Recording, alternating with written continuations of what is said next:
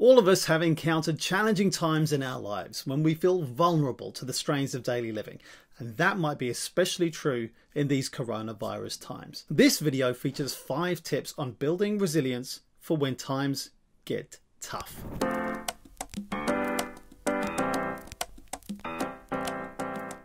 What do we do when we feel under pressure? How can we cope? There are many strategies that have been put forward to help build our personal resilience and well-being. Here is my set of 5 practices designed to help you to focus on basic self-maintenance and some reflection on what you want your life to be about. Number 1. Pay attention to the basics of diet, exercise, and sleep. If you sleep badly, don't eat well, and allow yourself to get into poor physical shape, you become far more likely to experience low mood. Daily chores can drain away what resources you have to cope, and you can quickly get low in mood if you haven't been looking after yourself well. The sleep you get before midnight seems to be better value than the sleep you get after midnight, so try to get to bed earlier. Watch your alcohol intake. Not only are there extra calories in that, but it can also affect your sleep quality and how long you sleep for. Try to control what you eat. Too little, as well as eating too much, also carries a risk, potentially making you more irritable, tired and weak, and more likely to rebound into the original eating habits you were trying to change in the first place. Exercise is good, but make sure you build up gently so as to avoid a risk of injury. And as someone recovering from injury, this one is resonating strongly with me right now. Clarify your values and goals. How do you spend your time? One of the major reasons for low mood is a mismatch between what you really value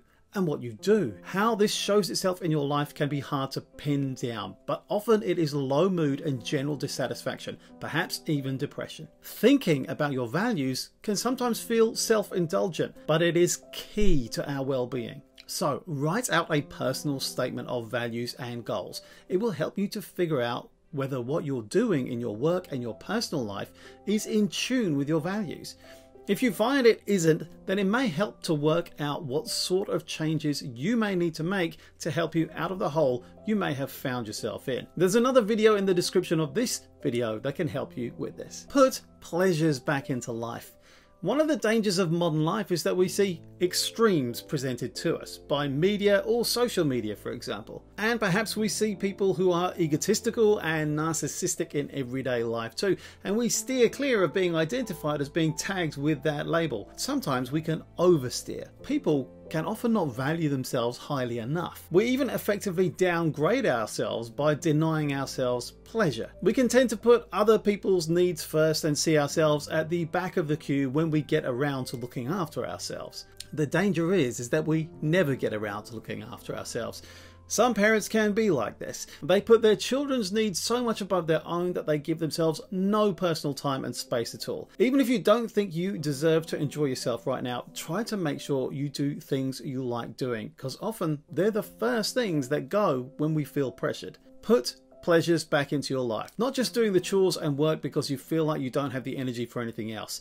This is fundamental in building a platform of personal resilience. It's important not to put all your eggs in one basket.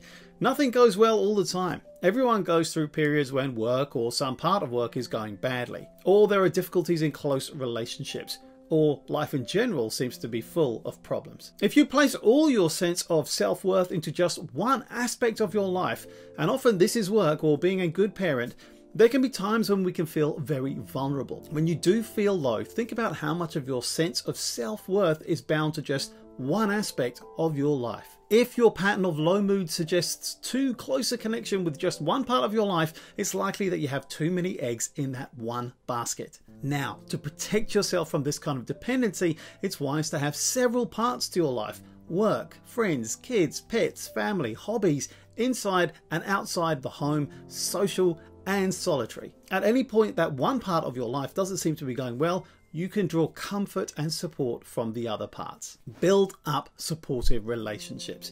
Having someone to confide in, be it a relative, partner, or a friend, is one of the most important forms of protection from becoming depressed when something bad happens in your life. If you don't have a close supportive relationship, if your friends do not provide you with the support you need, then looking at how you can build up this support is one of the more important things you can do. But building up supportive relationships takes time and effort. As an immigrant to New Zealand, where I live now from the other side of the planet, I know this only too well. It doesn't happen overnight, and when it seems difficult, it is helpful to remember that it can be done at any stage of life and that there are many steps along the way. Some tips for getting started include meeting new people. Put yourself in people's way by making contacts with groups of people with similar interests, neighbours, clubs, voluntary groups, that kind of thing. Even night school can help. Build a friendship. Focus on shared experiences, activities and pleasures. Do things together. And then focus on consolidating friendships. Keep in touch. Make regular contacts. Become a good listener as well as being a good talker. This is part of keeping your friendships in good working order. Look for ways to show you care in good times as well as bad. Tolerate people's moments of bad temper, grumpiness, or when they go silent. Remember to use your friendships for support. Don't run away from people when you're feeling low. Try to keep in contact, even when you're not feeling social or embarrassed about imposing on someone. Many kinds of relationships can be supportive, not just intimate ones. When good things happen to us, and when we can focus on practices that improve self-care, it looks likely that not only do they make us feel better, but they actually result in a boost to our immune systems as well. So keep practicing these 5 tips to build your resilience, and you'll be well on your way to increasing your well-being, and that can include better functioning at a basic physical level too. Thank you for watching. Check out these videos here for more tips from me, Dr. Sarb Johal, and go well.